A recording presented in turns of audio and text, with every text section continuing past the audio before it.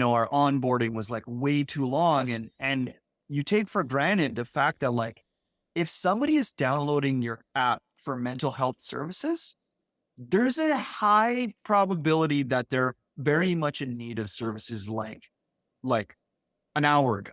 Like, and you actually are like, shit, like, okay, we got crunch. Like we need to get them to somebody as fast as humanly possible, understanding that your decisions are actually affecting somebody on a day to day in hopefully a positive way is a great way to go into thinking about how to solve the problem.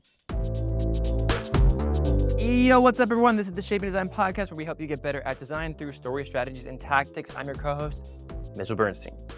Today, we interviewed Joel Grenier. Joel is one of Pascal's longtime friends and mentors. They worked together in the past at an agency, and through some of his journey, he's landed actually at a startup called Maple.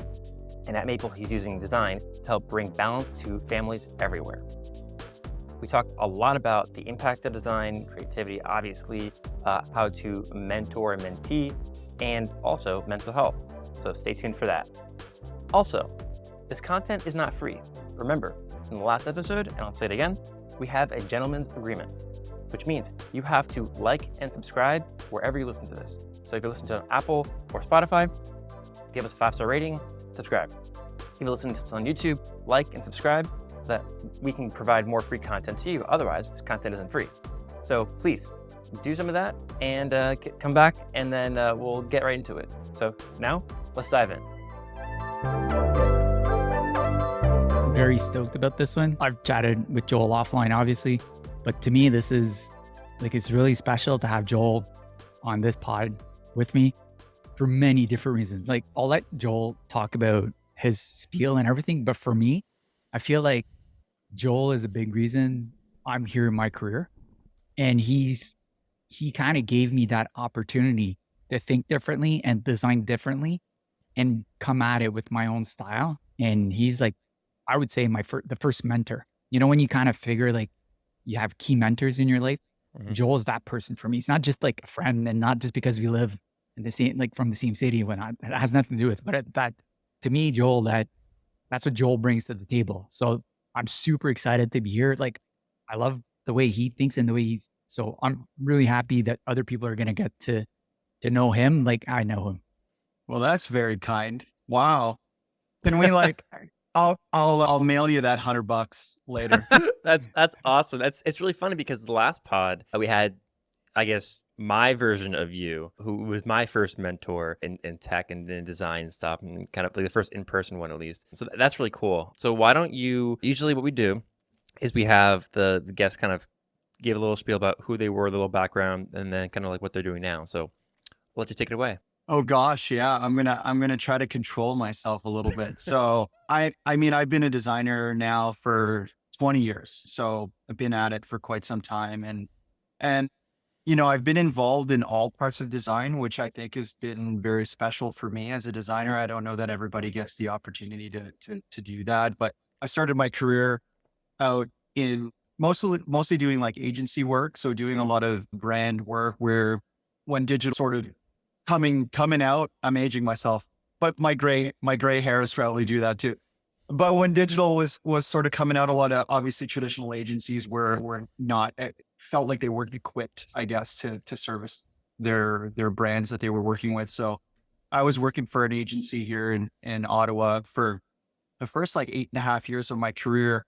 And it was really exciting because as a young designer, I was given like probably way too much autonomy to do some really fun, amazing work with some, I don't know, countless brands. It was pretty amazing. And our agency did very well, won a lot of awards and did all this stuff. And I thought it was great at the time starting out my career, because it was like, oh man, all you're looking for when you're a young designer is some level of like confirmation that you're doing something well. So I think that was great. And then after that, I kind of got burnt out on the agency side. I was working crazy hours and was starting a family with my my longtime girlfriend and now wife. And so I transitioned into product and actually freelance for a while. And then through freelance, ended up getting into product a lot more. And, that's where I met Pascal. We worked for a company. It was kind of like a hybrid company. We had a product that we sort of had bundled up and we were kind of selling that out. And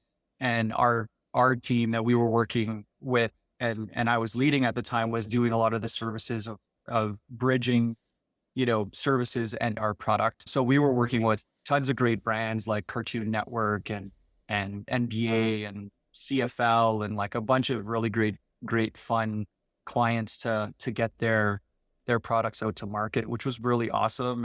And Pascal and I got to do some great work together there. And I kind of that was kind of my exposure to like tech startup, I guess you could say. And so since then, I've been staying in the startup space, which has been, very rewarding and challenging at the same time. I helped a mental health startup get off the ground and they got acquired, and then went over and helped another company launch their product. They're still active. The company's called Fellow, and they're creating meeting software, which was awesome to help them get their product off the ground. And now I'm heading up design for another product company called Maple. And we're really trying to figure out if we can solve sort of household equality and just getting more people involved in participating and sharing the load inside of a household. And so that's been exciting too. So I've been doing that. So yeah, that's a lot of stuff. Try to package that in quick, but yeah, been a while. It's been a journey. I have a lot of questions, but I will offer the first question to Pascal because I got the last one's first questions. So yeah, I have a lot of questions, but I'm gonna write mine down.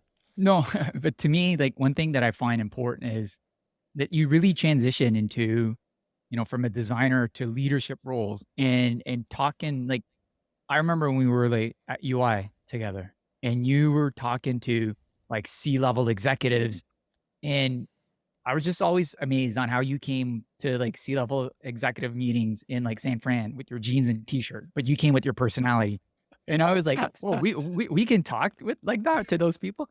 But how does one prepare as a designer in their career to slowly transition themselves to be able to get that type of exposure?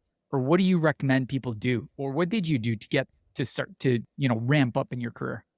Yeah, I mean, that's a really good question. I don't know how I had I don't know, the capacity to even feel like wanting to go to those meetings. But I think, to be honest, I just loved creating so much that I think that was the thing that just took over. It kind of put me on autopilot to just be passionate and excited about creating things and putting them out in the world. And I just liked to talk to people about it. And I think that was a big difference for me, was to try to like get past the titles of people early on in my career. Cause I think people are like, oh my God, like this person is a VP or a senior executive or whatever that big title is. And they have all this responsibility for this big brand. And like, they probably don't care who the heck I am. But the reality for me was that I think I just wanted to create cool stuff for people.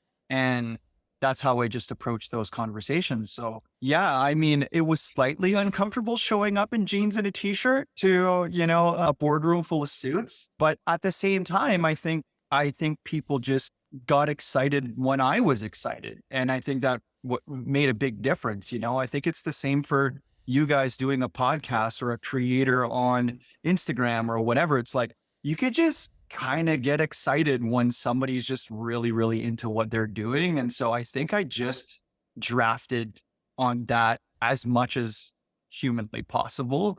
And it worked out for me. I think people felt it was genuine. I think people saw that I was coming out at it from the right place, and they believed in me. And so I took that to heart and was like, okay, well, if they're going to put their trust and belief in me, well, now I'm going to do whatever I need to do to deliver. And then it came to delivering. And that's where, working with you and building great people and building trust internally as much as I had to externally was super important. So yeah, that was sort of my approach to things, I would say. I have a question actually about that specifically, what you just said, building trust internally and I guess with the clients and whatnot, the executives and stuff. How do you build trust? Oh man. I You mean, come to the meeting swearing and just wearing your t-shirt. yeah, it's going to sound funny. I mean, Pascal's kind of right. Like, I think authenticity. I mean, I think that was the thing for me was, anybody who's ever worked with me or been with me along my ride is, if Joel walks into a boardroom or Joel's hanging out for a beer after work or Joel's like at home with his family, I'm always the same person. You're going to get what you're going to get from me. And sometimes it works out and sometimes it may not. And I'm okay dealing with the consequences of that along the way. We've had deals fall through because I was maybe too pushy along the way. And that's totally fine. They probably found a better match along the way. And I'm totally okay with that. So yeah, I was, pardon my French, but kind of like a no bullshit kind of person. I just kind of like, I'm coming to the table. This is who I am. This is what I can offer to you. It may be right or wrong. Let's talk about it and like, let's jam on it together and figure it out. But I think that was the thing. It's just being like open, authentic, jam with people and create, like, just let's create together and see what comes out of it. And I think that worked out. And I think people appreciate that. I think just when you're going to like LA and you're going it where everybody, can you can probably think that people are, maybe not putting out their authentic self during a meeting, and to have somebody from Canada in the middle of nowhere come down and just like, whatever, let's just jam. I think that was refreshing for a lot of people, frankly, like New York, LA, San Fran, like wherever we were going doing business. I think it was just refreshing for people to be like, I thought that worked really well. And yeah, and I really appreciate that. And that's like authenticity coming to the table at it. I really learned a lot. Like at the beginning, I remember when we were going to all these, well, for one, I had never traveled that much until I went to UI with you and like going to Yeah. these execs and talking to all these like Turner, and you think, whoa, this is Turner, like this is the big leagues. And all of a sudden we're Yeah. like at a bar having a beer with them because we've lowered it to, not saying lowered it, but get to like that authentic level. I learned so much by doing that and observing. And Yeah. when you get to that comfort level with them, they have way more trust in you because you've gotten to that part. Like you got to like no bullshit zone. Let's talk about, Yeah. we're having fun. I mean, people forget people are just people. Like I think that's the thing that's really hard sometimes to get past when you're like, okay, especially when you're early on in your careers, you're like, oh my God, I'm like, I have to put on a good, I've got to come at it like as a professional. I've got to be all buttoned up and I have to like have it all together. And I mean, I went into meetings sometimes I didn't have it all together and I kind of had to fake it, and like fake, when I say fake it, I'm like, just roll with it and just be like, oh man, like here's a curveball and just kind of go off with it or whatever. But I mean, I struggled too. Like, I think I didn't have it all together too. Like, it's going to sound funny. It was like, should I wear khakis to this meeting? Like, am I going to be like judged or perceived the wrong way because I'm not wearing a buttoned up shirt? And it took me a long time to feel comfortable that I can pull off a jeans and a t-shirt going to an exec meeting, frankly. But it takes time and you just learn. I mean, I think I work best when I'm comfortable, like when I feel the most about myself that I can be when I go to a meeting. So I think eventually I was just like, I can't do this anymore. I'm like, I'm going to wear my 10 tree shirt and, go to the meeting. Done. Do you think that if you dressed the same way as like the other suits in the room, do you think that they would have taken you less or more seriously, or just kind of like assume that you were one of them? Do you think it's like because you were so far removed from them, they were like, oh, he's obviously the expert, like kind of like a scientist walks in the room with like a lab coat. It's like, oh, they're clearly smart, right? So like, Yeah. do you think it was kind of like that perception? I, I, I, I tried at one point. I remember, working for a tech company for the first time, and everybody was wearing button shirts and khakis. And I was like, oh crap, and I was coming from agency where I was like, it was the wild, wild west. Like it was such a crazy shift for me. And so I was like, I literally came home and I'm like, Shannon, my wife, I'm like, I gotta go get some khakis and some button up shirts. Cause like I look completely out of place here. Like, what am I doing? And she's like, oh, okay. So, and then I come into work and then everybody was like it was weird. They were like this, and I was uncomfortable, and it's going to sound funny, but I know, that's what it was. It was like super weird. So it didn't last long. It was like, went to a few meetings, came into work for a few weeks. I was like, nah, I'm not doing this. So I just like revert and Yeah, it was good. I couldn't picture you in a plaid shirt and khaki pants. Like it would not work. No, But I mean, talking, a button up shirt, like with a little bit of, style to it. I could pull that off. Pascal, But, have you ever done that? the what? Like dressed up and like people have been like, "What's wrong with you?"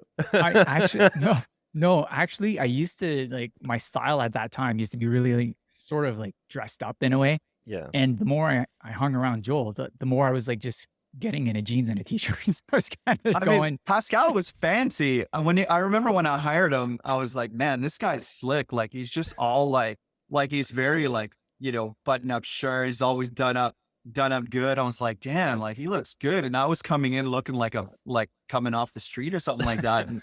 But it was great. But that was so great. We had such a diverse group of individuals in that team. And that was who Pascal was at the time. It was awesome. And he brought so much to our team just to bring that different style. Pascal, what what- happened? He hung out with me too long. that's what I was gonna say. I'm like at a point now where it's like I'm in a short t-shirts, a hat. I don't Yeah. care. Like, Well, I'm like actually, my full Flip self. flops. I'll tell you a quick story. When I was at IBM, 2 stories real quick. I was at IBM. I started dressing with like a nice jacket, nice button-down shirt for some meetings that were virtual, but like we all sit in the room. I'm the only one wearing this stuff. And everyone walking by in the hallway is like, "Why do you look so nice? Like you shouldn't." And I was like, "What?" Like Are you into sales now?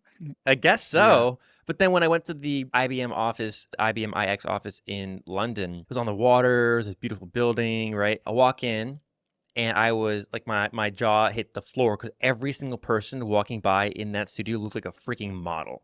Like they were all dressed Right. up and I was like, what is going on? Like the culture shift is so different. But, yeah.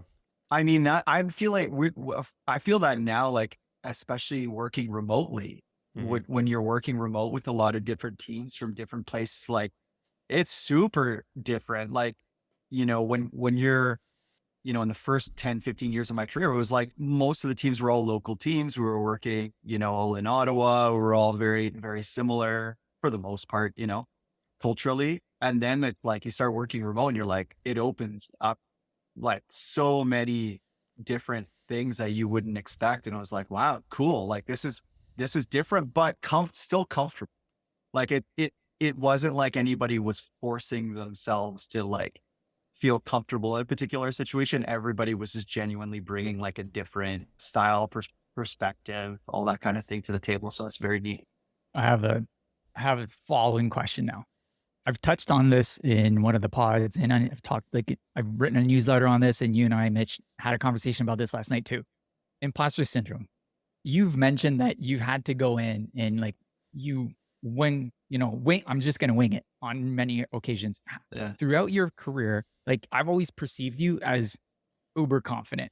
Knowing you, I know it's not necessarily the case. It's like you came to the table with it, but you from external view, you've always been perceived that guy is like, I got it. Don't worry. I'm not even going to prepare for my meeting. I'm just going to wing it. Like that's how I feel you are. Yeah. What's your perception on like imposter syndrome? One, have you gone through it? And two, do you feel it's something we all go through in our career as we move up? I still go through it. I mean, I'm 42 and I still am some days going like, what the hell am I doing? Like, am I doing the right thing? Does it feel comfortable? Like I think what has changed for me along the way is kind of embracing it a little bit and just being like, whatever, I don't know what I don't know. And I know what I know, and just kind of, and keep yourself as open as possible along the way. But yeah, I mean, my God, there's countless, I can't even count how many times, I remember I spoke at a conference for the first time and I was like, what did I get myself into? Like, nobody cares about me, like, and what I have to say. And like, they don't even know me. Will anybody show up? Like, and losing your mind over that for weeks and weeks at a time. But I think part of it is just being the willingness to just try things and push yourself a little bit and be uncomfortable along the way. And, I think imposter syndrome for me comes a little bit when it's more like it's anxiety to break out of your comfort zone. It's like you can stay in your bubble and be super comfortable doing like a handful of things and just like ride that wave forever. But I think the reason people who feel imposter syndrome is that it's because they're pushing themselves to try things that they're not normally comfortable with. And it's kind of a good thing, to feel that way and to push through it. And I mean, I think that was part of why I was able to sort of be a bit of a chameleon in my career a little bit and just like embrace challenges. Just be like, okay, there's this problem or there's this thing, and I just want to be able to participate and contribute and try to fix it along the way. And it's going to be really uncomfortable and probably very awkward. And people will probably look at me as, why is this young kid like thinking he could come in here and do these things? Because a lot of times I was like a younger, creative director or executive, junior executive, or whatever, going into these rooms and having these conversations. But I was just like, I still go back to that, embracing the thing, which is just to create really great stuff and embrace challenges and just ride those waves. And so I never knew that it was, the feeling sometimes was imposter syndrome until years later, whenever, when it became a topic of conversation. But yeah, it's just like embracing feeling out of place and and being awkward and just riding it. Yeah, I think that imposter syndrome has struck in me more recently than ever, but I guess it didn't really occur to me until Pascal started writing and we started talking about it, and how much so many other people face it and how often they face it. But why, if we all face it, do we face it at all?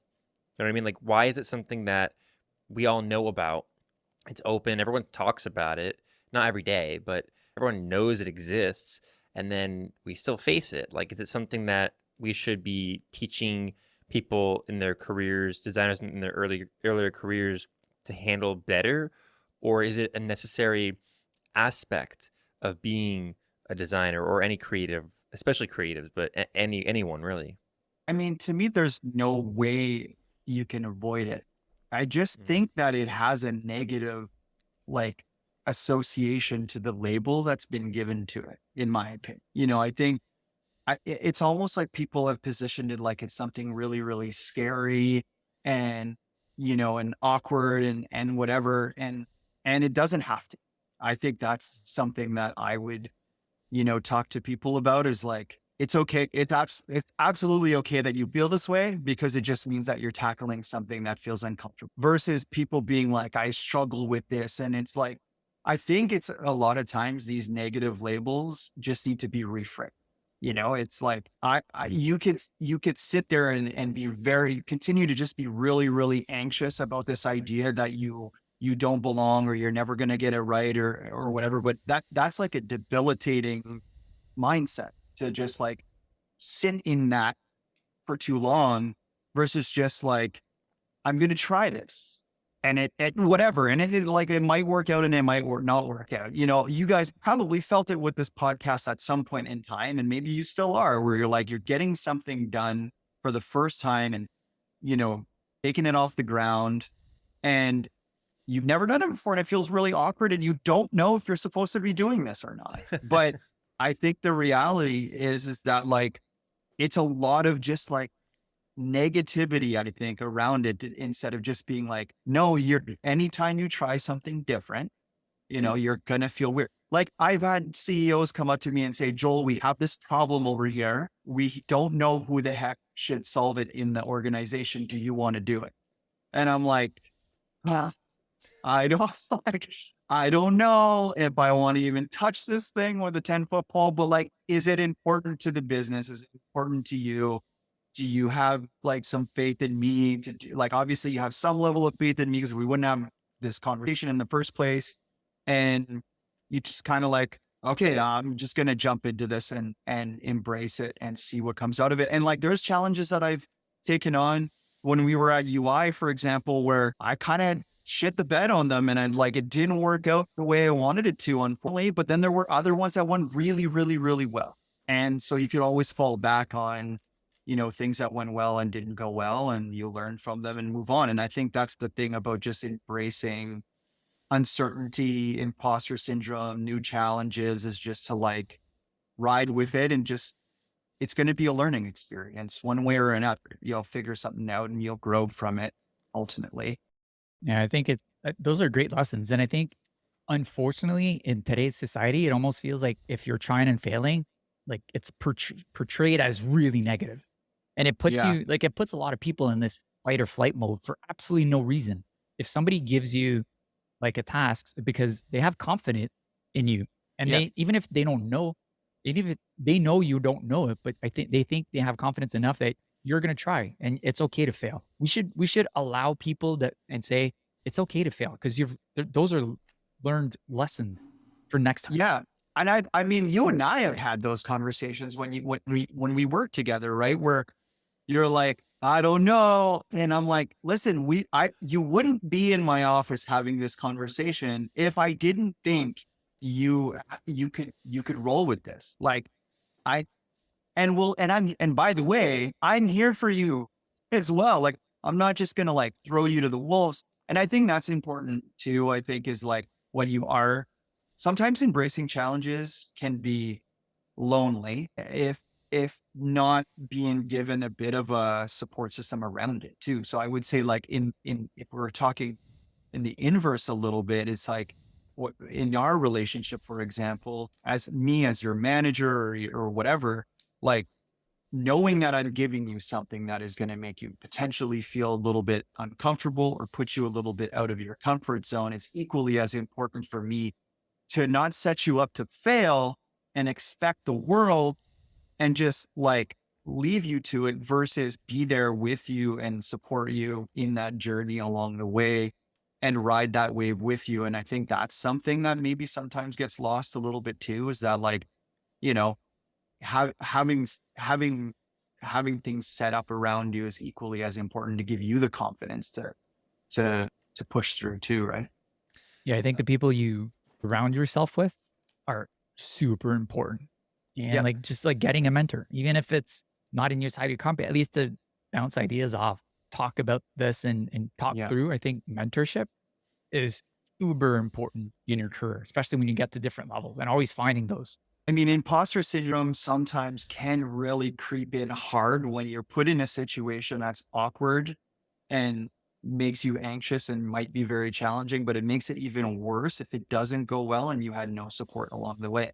But that's something that people need to look back on as well, as it's like, okay, I embraced this challenge. I was ready to roll, but how did it go maybe wrong in this case, and learn from that and then take that lesson on to the next one. And that was another big thing for me, was just like, yeah, if an account was failed or a product launch went bad for whatever reason, like, okay, learn, figure it out, do an assessment on that, and then like figure out for the next one how you can do it better, and try not to like be too down on yourself in the process. So I guess I'll bounce a question off of both of what you just said. Relating to mentorship, how do you actually choose a mentor, and how do you be a good mentor? Oh, Trick question of the um, day. trick question. Well, I'll be honest. I never had a lot of mentors along the way. And so I think that I thought that was a very, very hard thing at the time. It was really hard for me, I think, given the way I came up in the industry, because it was very competitive. I find when I was coming up, everybody was like in it for themselves. It was like, even in my agency, it was like, I was coming into work every day going like, how am I going to one up this other art director, creative director for years. Like it was awful. And then, like looking back on it, like there was many great things, but that was one thing that I look back on and was like, wow, that was terrible. Like it was, we were not supporting each other. We were like undercutting each other left, right, and center to just climb up the ladder. I would say my mentors a lot of time ended up being CEOs of companies because I would come into the companies in many cases as a startup and I would be building relationship to CEOs. So it was interesting because I never had a mentor in my craft. I always had a mentor from like from a personal perspective, I guess. Right. So yeah, I was a little unlucky that way, but at the same time, I think that I took that as a responsibility a little bit in my career to not to offer that to others coming up from there. So for me, whether I was hiring somebody or working with students at our local college or somebody just wanting to go for a coffee and have a chat, like I knew how it was so hard for me, or I felt like it was so hard for me that I just wanted to offer that up to others as much as possible. But I find like now, further years down the road and, with again, with social media and people being a bit more accessible and things of that nature, it's crazy. Like you could just reach out to people. And I think just getting over the anxiety of like reaching out to somebody and just like, because the worst thing they're going to do is ghost you or say no, or just like not answer you or whatever. But like to actually just try, I remember we were starting a community here in Ottawa. We're trying to start a design community here in Ottawa just before COVID. And unfortunately, like it just fizzled out because of COVID. But I reached out to people from like Airbnb and Facebook and like people I'd never talked to before and was like, hey, do you want to come and be part of a panel discussion around this topic? And they were like, yes. I was like, what? What are you talking about? And that's it. Like, and they were like, yeah, I love talking about this shit. I'm like, okay, amazing. So I think people are just way more accessible now. I think people just gotta feel comfortable to just reach out and see if people are willing to just have a coffee and have a chat. And then I think just like see if there is a relationship that builds out of that. Sweet. Great advice.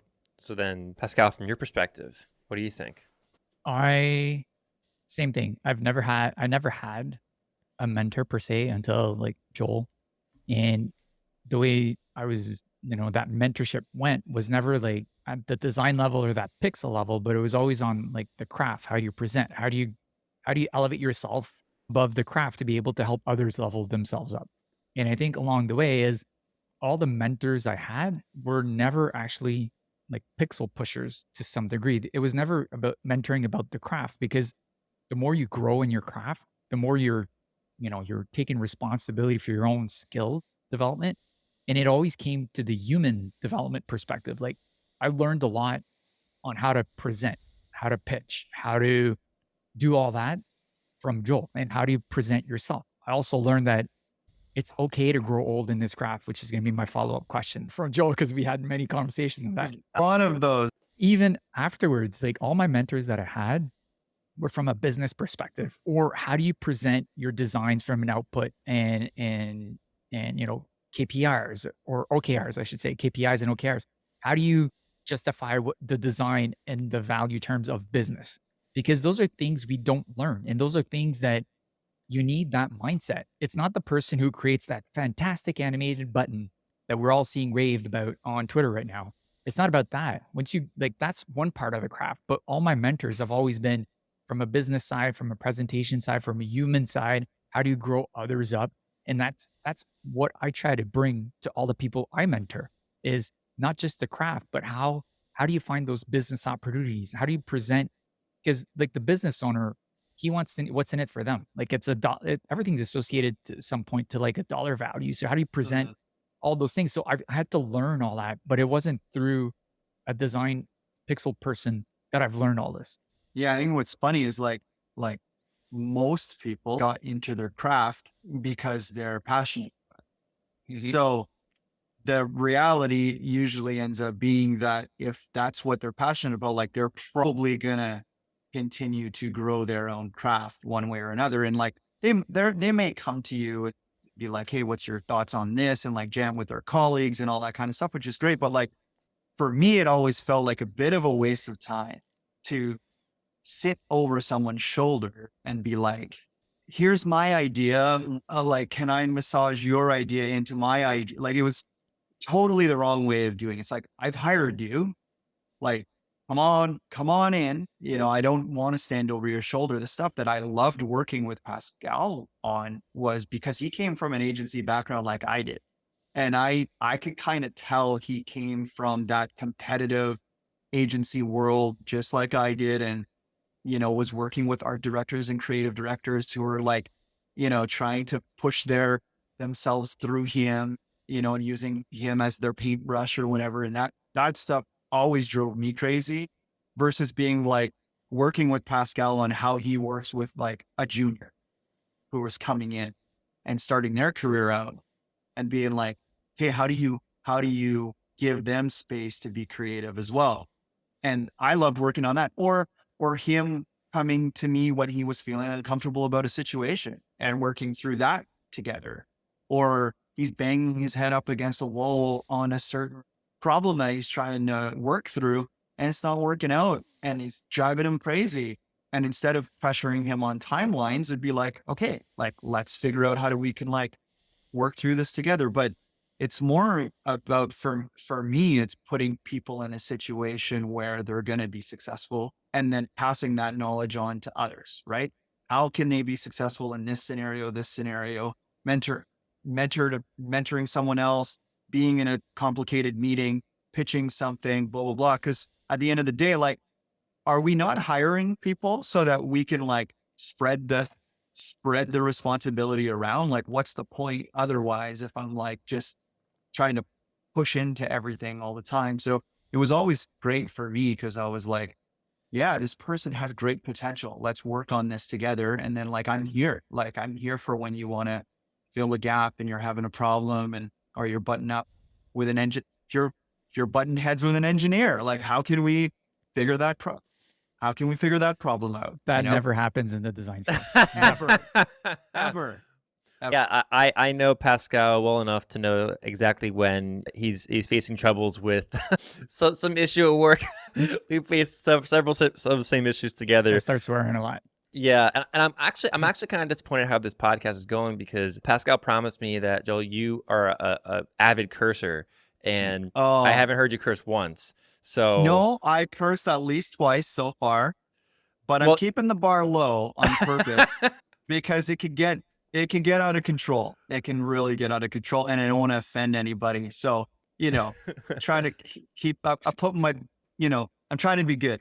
Well, you're doing great. And so I want to switch gears a little bit from talking about raising mentees to kind of what you're working on now, like what you're doing now, because parenting, raising, kind of transitioning to this. So tell me about what is the product that you're working at, the service that you're providing or you're working on now to provide to families. Do you think that it has changed your outlook, your perception, or how you kind of go about your own life? Because I find there's like a new idea. I'm thinking about like the things we create actually do shape our lives ourselves. Like when we put something into the world, it's a reflection of, sadly, sometimes who we are, sometimes a really good thing of who we are. Yeah.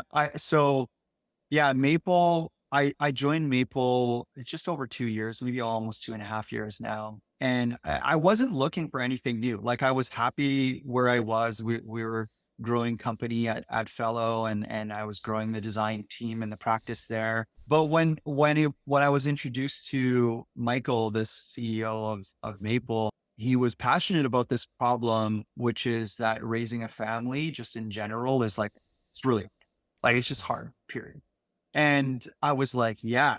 And I kind of walked him through my story of like, I come from a divorced family and lived with my mom and was very remote from my dad. And my mom and my stepdad like raised me and didn't have like a huge community around them. So it was like always on them. And like, and I ended up in the same place. Like my girlfriend, Shannon, and wife moved away, and it's just been her and I. Like literally we graduated college and university, and we moved away. And it's always just been me and her. And we've had to figure out our relationship through that on our own. And we were like the first of our friends too. Like we were the first ones to get married and the first ones to get a house and the first ones to have kids. And so we didn't ever have a lot of people to like, just like have a conversation around things that are going on. Like it was really tough because people couldn't understand it. They couldn't wrap their heads around it yet.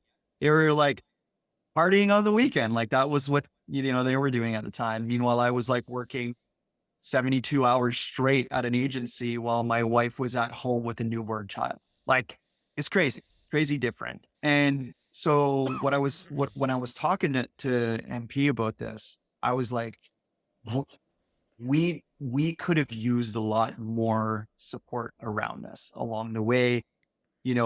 We could have been better commuters. We could have figured out how to balance the load a little bit more where I was so focused on my career that I was taking for granted that my wife was working and raising our children and dealing with everything in the household on her own. And over time, we learned that and we recalibrated along the way. And now it's she still does more than I do, but it's a lot more even. I would say it's a lot more even than it was. Right. And so that's really sort of at the core of Maple is just trying to figure out how, there's always somebody in a household that feels like they're taking everything on. And I don't know that it's necessarily always on purpose. I don't think that there are partners that are just like deadbeats, let's say. I think, we've all come a long way since 1950 or whatever, but I do think that there's still like inequality in the household in a lot of homes. And that comes from for a lot of different reasons. That could be like a cultural thing, how you were raised, whatever. And so going back to your question, it's like, yeah, we're working on this problem and realizing how friggin' complicated it is because every single household is different. And the tools and the things that they need and want to manage their household and how they want to manage it is very different from my household to another household. And so, Do you have any examples? Yeah, I got a billion. I mean, like going back to your point, it's like the more that you work on that problem, right? And the more that you talk to people and the more that you're exposed, you're like, oh, okay, well, a single mom with 2 kids, that problem is very, very different to an atomic household of like male, female, and 2 kids, or a gay family, or a whatever. Like what the composition of a household is like undefined anymore. Like there's just so many different ways. A single dad with 2 kids who's dealing with, the loss of a wife, a single mother who's just been divorced, a young couple who had a child too early. Like all of these scenarios are endless. And so I think it's been challenging to figure out like, okay, well, what ingredients do we need to get together to help these individuals? But I think the one thing that or at least for me, that we've been able to boil down to is like, it's kind of lonely and it's hard at times. And there's this thing I think going on in society that nobody asks each other for help anymore, which is kind of like, I remember growing up, people would come to our door, knock on the door. We would open the door. They would come in and we would have coffee on like a Wednesday at 6 o'clock. Now people come and you knock on the door and everybody's like, they're, pulling the curtain off to the side and peeking to see like, who the fuck just knocked on the door? Like what? It's Wednesday at 6:30. Like what the hell is going on? Like nobody knocks on each other's doors anymore. Nobody calls each other anymore. Like, so it's everybody, no, and like, I don't want to ask my friend for help because they're raising their family. Like they must be as busy as we are. So God forbid, like we help each other out. Like they've got their thing. So it's pretty wild. So I think just these stories along the way has just opened my eyes up to how some things have come a long way and others like just got like messed up. Yeah, along the way as well. So I think that's just really been interesting and eye-opening. Yeah, when I was younger, our houses were very far apart in our neighborhood. So we didn't get any like people knocking on our door because of that. There's less kids in the neighborhood and whatever. So when someone did knock on the door, I would run from upstairs to downstairs so fast to see who it was. And here now we live in a rental and our door is just glass. So there's no Yeah. curtain to hide behind. We're kind of, if we're in our underwear, if we're naked, whatever, they see Yeah. Yeah. everything, I guess. But yeah, that's wild. So do you think that working there, thinking about this, your personal experiences, is it reflecting on your life as you're building this experience for so many families? Is it also like you're building it for yourself? Yeah, I mean, that's been something that's kind of special, is that it's something that I get to try to implement in our day-to-day life. So it's really interesting because I get to see like, okay, it's like, well, if I don't care about this, then like for sure nobody else is going to care about it, like to some degree, right? Like it again, I think the challenges are going to be very different in every household. But like if I'm begging my family to, you know, participate in this app with me, then I know there's something wrong here. Like I haven't nailed this thing yet. And like, me and the team have to go and like continue jamming on this.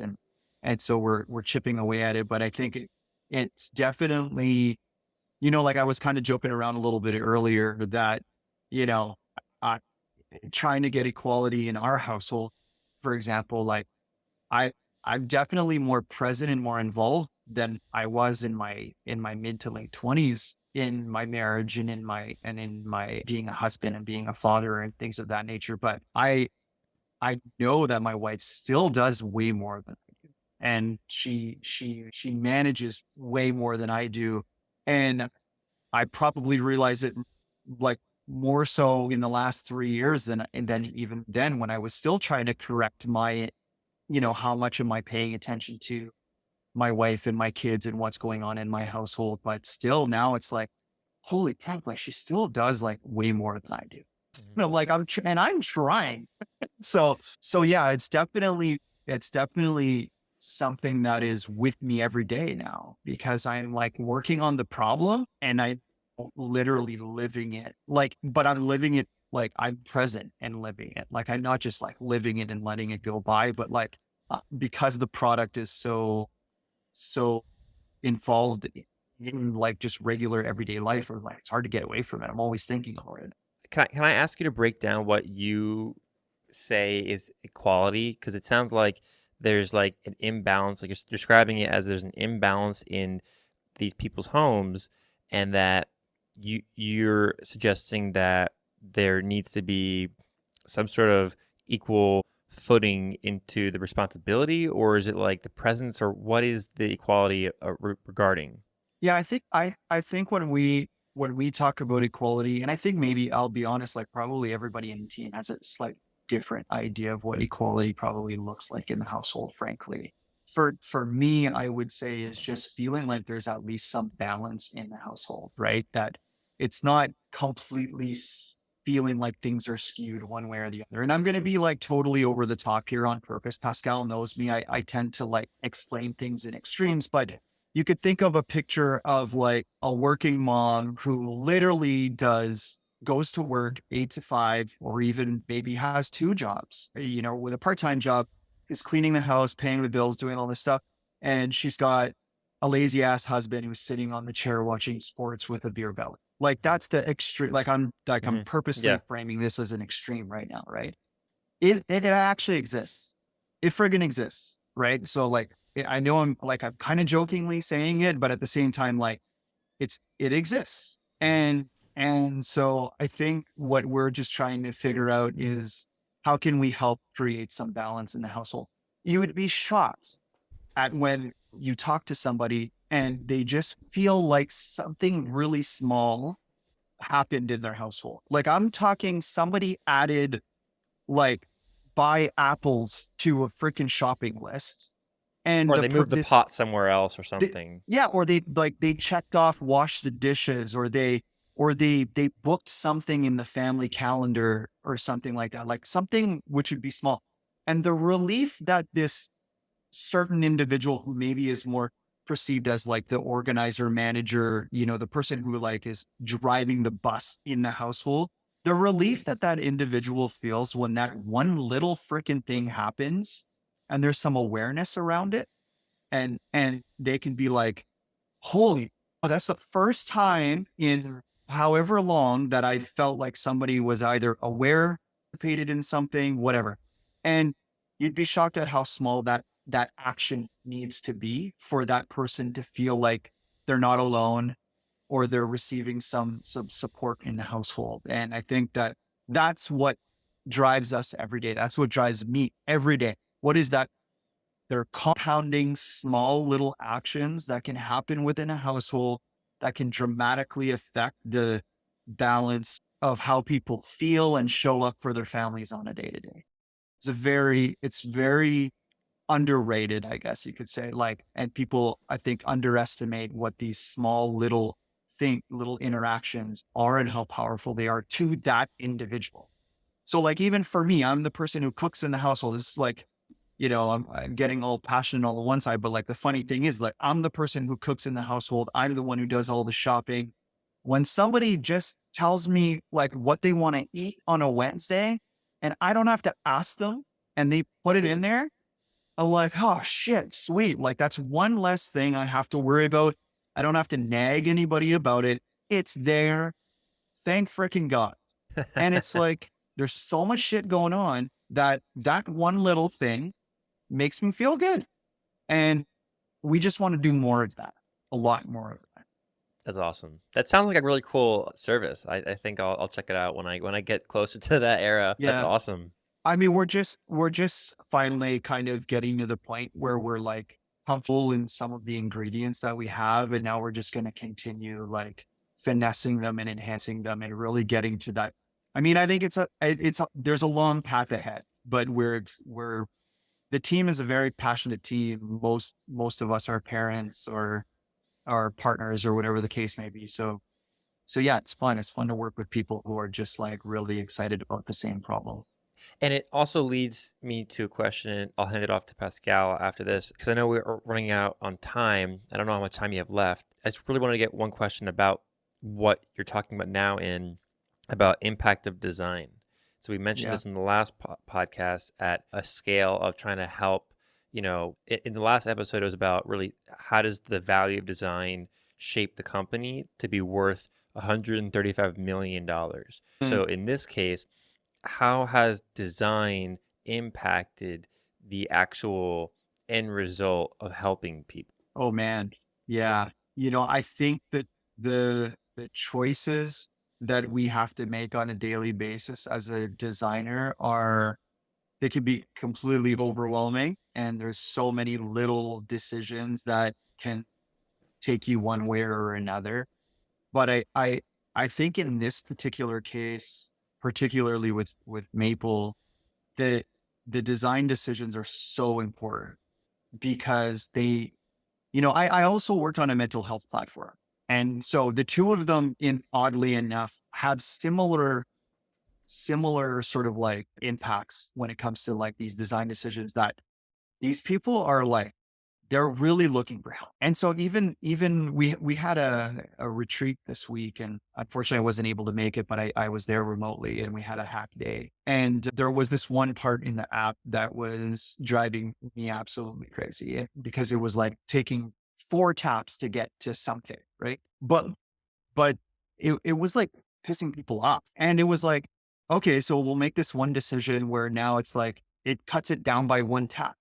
And literally, like within 24 hours, like I know at least in my household, we were like, oh my God, this is so much better. Like this one stupid little tweak is so much better. But if you think of it in the context of like those people who are stressed, overworked, have so much on their plate, so much riding on their day to day, where they're actually genuinely feeling overwhelmed, oddly enough, taking that 1 tap away is like an exhale for them. It's literally a moment to be like, oh my God, this little tweak is so much better. And we did some calendaring changes recently because we have like a calendar where we keep track of all the family events in a single calendar, basically. And again, it was just like these tiny little enhancements and tweaks where people like are responding to us like, oh my God, thank you, thank you, thank you. It was the same thing with the mental health startup that we were working on, where it was like, our onboarding was like way too long. And you take for granted the fact that like, if somebody is downloading your app for mental health services, there's a high probability that they're very much in need of services like an hour ago, like a long time. And you actually are like, shit, like, okay, we got crunch. Like we need to get them to somebody as fast as humanly possible.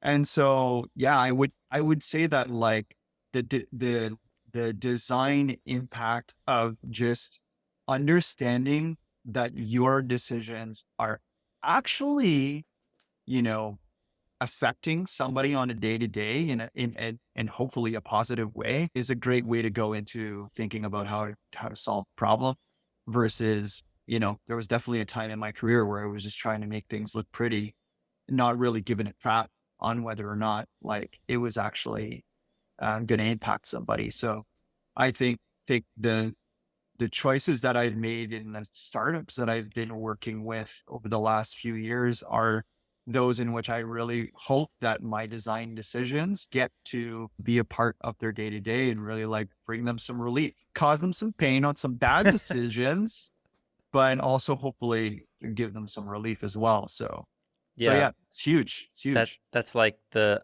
ultimate, I guess, end game for us designers. Like, we are in a sense not puppeteers, but we kind of are overseeing a lot of decisions that happen. Like, developers are so in the weeds trying to figure out how to make it survive and how to like support the system.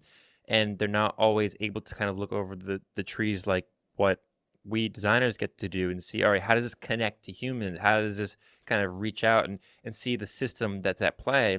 Yeah. And sometimes, like you said, we could have a negative impact on people and not on purpose. I don't think anyone intentionally Yeah. people Yeah. don't intentionally try to do that, but I think that our job is to just always try to do our best. 100%. Yeah. And you kind of nailed it. And I think a lot of designers underestimate their impact on the products that they're working on sometimes too, right? Like I've talked to a lot of designers who are like, oh, I wish I was a product manager because I feel like I would have a lot more impact on the product and the decisions that are made on the product. Or I wish I could develop so I could just like make my own ideas come to life the way that I want them to. Or like, there's always like this, what more can I do? What more can I do to do more, to do more? And they unvalue their own work of like, yeah, you'd be surprised one small, tiny little decision that you can make on a daily basis and how it impacts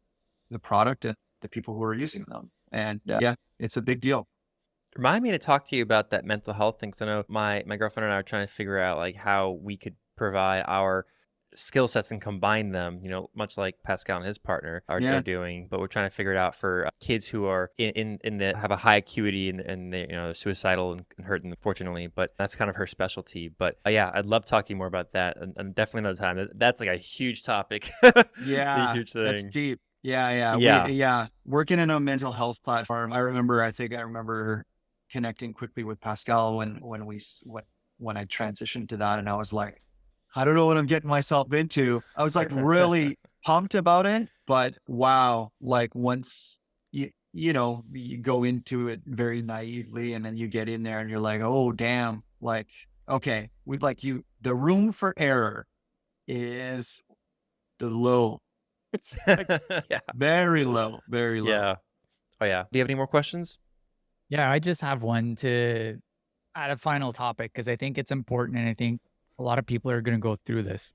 Like Joel has gone through, being a designer, worked his way up in agency. And, the startup, we both worked together to like sell for $100 million. He's worked at different levels, but he's gone back to the craft. He's gone from leader back to individual contributor. And I want him to, well, Joel, I want you to talk about it because I think it's one, we've had that conversation like 100 times back in the office because it was always something I was afraid of. But I think a lot of people go through it. A lot of people think that once they choose manager out, they can't shift. Or once they do the other, they can't go back. It's not about going up and like it. We should not Yeah. see it as up and down.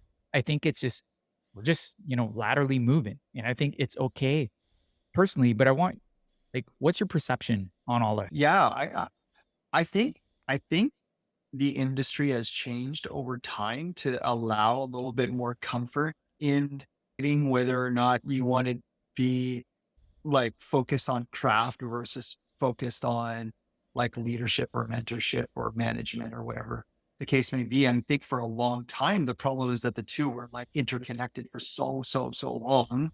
And so the only way that get the dollars and you get the title is that you have to, you have to be craft, you have to be manager, you have to do both. And, and it's like, and then the perception of going from having that title and maybe having some of that control and whatnot felt like you're stepping down in that on that ladder, right? And so I think for a long time that was the case. It was like, well, I miss being a contributor. I miss craft. I want to go do it, but doesn't mean that I'm taking a step down to do that. And so it was always like this struggle for people to make that decision, because you do get burned out as like a manager, an executive or whatever, when you're like in charge of results or KPIs or like growing a team. And you're just like, holy shit. Like I wouldn't mind putting my blinders up for a year or two and just like working on some work for like just working on some design craft stuff for a while.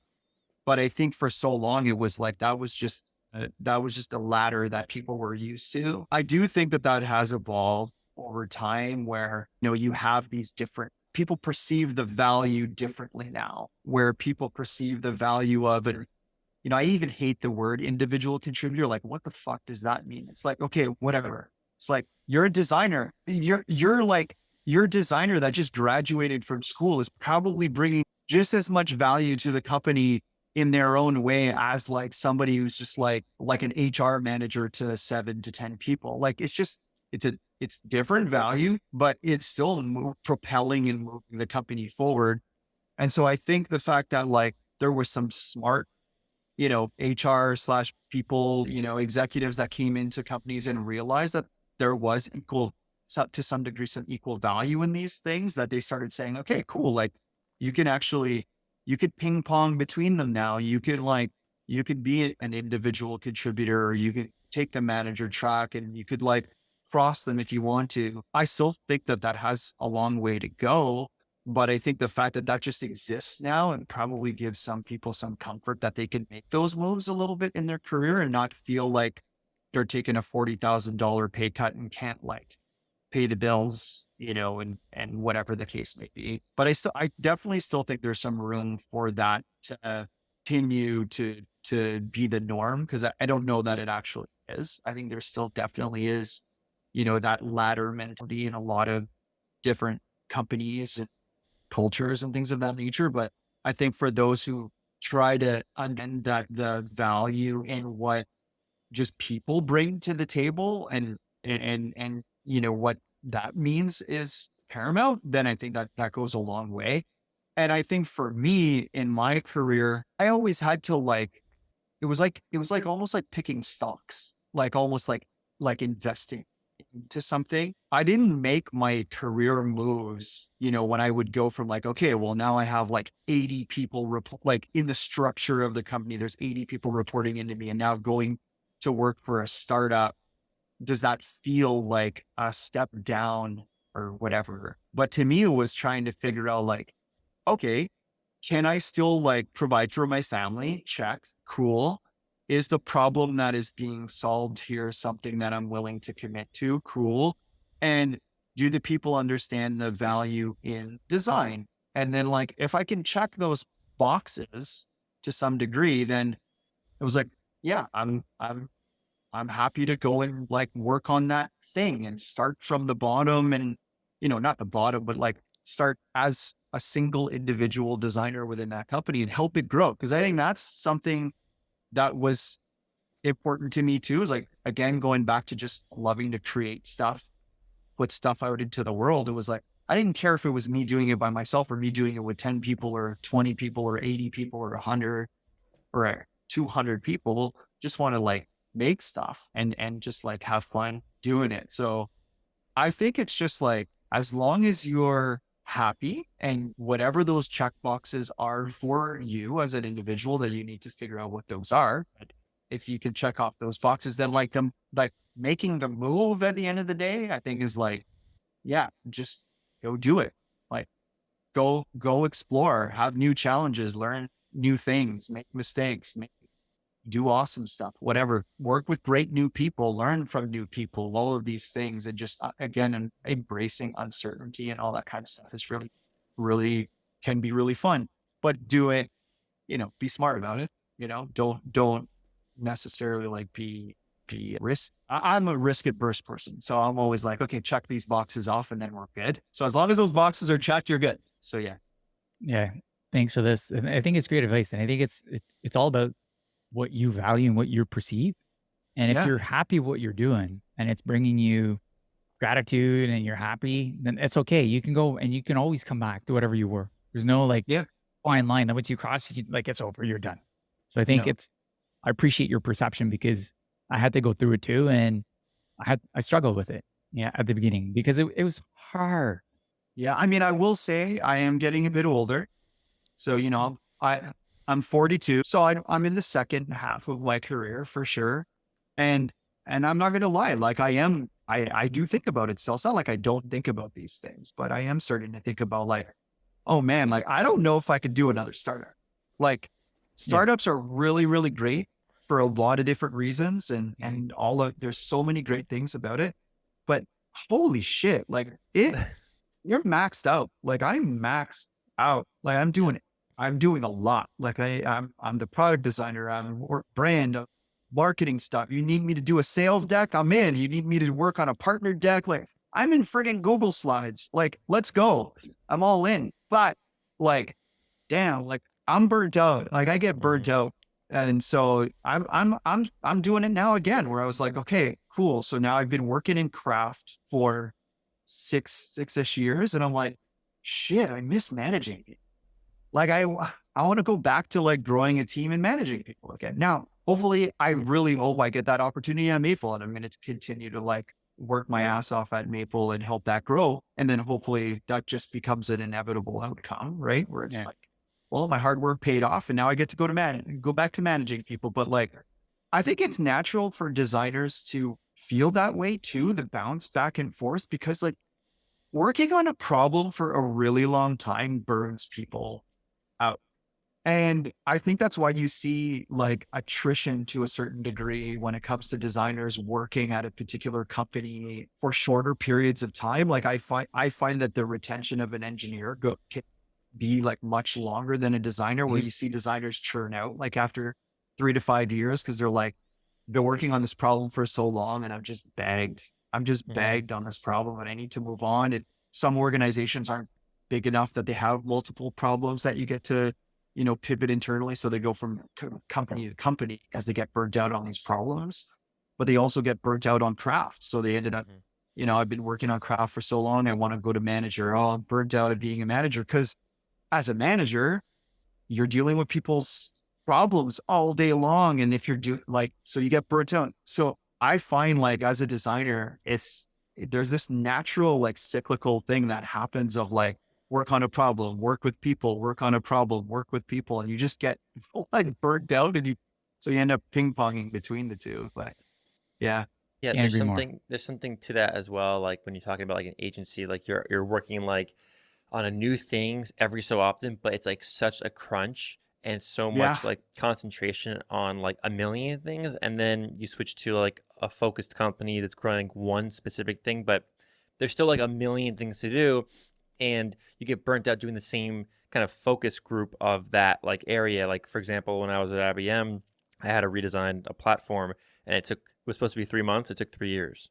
Yeah. And, I was beyond dead. And I will admit, my entire team was beyond dead afterwards. Like we all just didn't want to design, honestly. Like I just didn't, I woke up and I was like, I don't like this anymore. But yeah, when you lose that, it's really sad. And it's not like it actually goes away. It just kind of goes into hibernation for a little bit. And then you just can always get bring dull. it back. Yeah. Yeah. It dulls out. Like I worked at Blackberry for a very short period of time. Oh, that's cool. It was very short. It was like, yeah. Never mind. Well, it was like 3 months. honestly, because it was kind of like you described. It was like I came in and they're like, okay, it was like we're working on the playbook at the time, which was like the iPad competitor, Mhm. and it hadn't been released yet. We were working on and contacts calendar and email. I think it was PIM. Wow. It was a PIM project, and they're like, it has to be done in 6 months. What? And I'm like, what are you talking about? And they're like, oh, don't worry about it, because we acquired like a calendar company from Montreal and a contacts company from Seattle, and we're building the email thing. I'm like, okay, great. But you still have to bring all of that to, like, now you got to integrate all of these things in together. Like, it's just as hard. Like, you're not accelerating anything by acquiring companies, because these particular tools actually have to, like, they're interwoven. Like, there's tentacles between all of them. And right now you're taking these individual companies and you're like, all right, everybody come together and play nice. And just the acquisition alone and trying to get people to play nicely together is going to take 3 months. I'm like, no, this is not. So I started working on the project. I'm flying to Montreal. I'm flying to Seattle. I'm back in Ottawa. I'm in Toronto. I'm all over the place. And I'm like, Wow. no, I'm not doing this. And then it turns out same thing. It was like a 6-month project that probably, I think it ended up taking 1.5 to 2 years to get done. And I was like, oh my God, thank God. That was not going to work for me. So I knew that pretty quickly. Wow. That's, oof. We should, I didn't know you're at Blackberry. That's a really interesting company because of how much they changed the industry of mobile computing with like Yeah. the email and the text thing. But then they, unfortunately, what happened. But clearly there was organizational structural issues with that. I mean, as I was there well. at the worst time possible. Yeah. Like I had, I just came out the glory days of Blackberry, where now Apple was eating their lunch and Android was coming out. And I was like, oh, damn, this is not what I thought it was going to be. We never even mentioned to anyone that I ran to go get a hat right before so we all can wear hats together. Yes. Yeah. I had to slide that in because I put a IBM, lot we of got an effort, yeah. IBM hat. I don't know what hat Pascal's wearing. What do you got going on there? It's it's a soccer team from Mexico. There you go. There you go. And you got your favorite team football hat on. I'm a Steelers man. Yeah. For a long time now. Yeah. Going through the rough patch right now. We'll get through it. I never honestly, I am not into sports or whatever. I never understood why people like have an attraction to wear and like be a part of the team, because like, what if the Yeah. team sucks? Like I does that know. mean you suck? Like, what is that? Yeah. I don't know. I mean, I don't know. I was never a big sports person growing up. And then just somewhere along the way, I think I went to a Super Bowl party when I was like 18 and just had Yep, like that'll a do great it. time. And the Steelers won. So I was like, okay, I'm in. I'm now a Steelers fan. And then it just kind of stuck.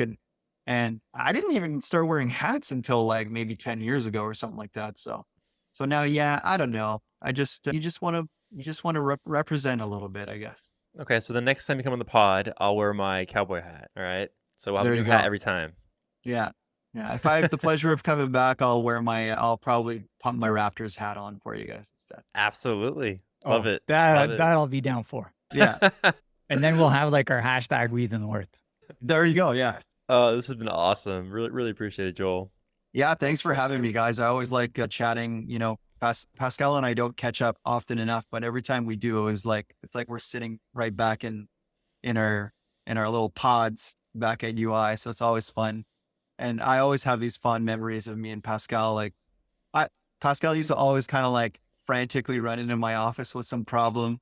And then we would like work together for like 45 minutes to 60 minutes. And then everything would be peaceful again. It was awesome. That was how my brain worked. Yeah. Still No, works it that was way. good. Yeah. No, it's good. It's good. Because he cared. Like the thing about working with designers is like I don't know if I've ever run into a designer who doesn't care about whatever they're doing.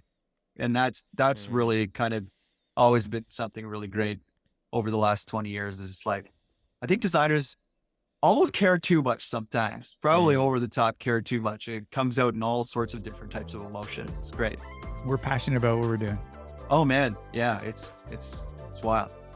All right. Well, with that, I want to say thank you for coming on and thanks for everyone listening. Thanks, Joel. Yeah. Thanks, guys.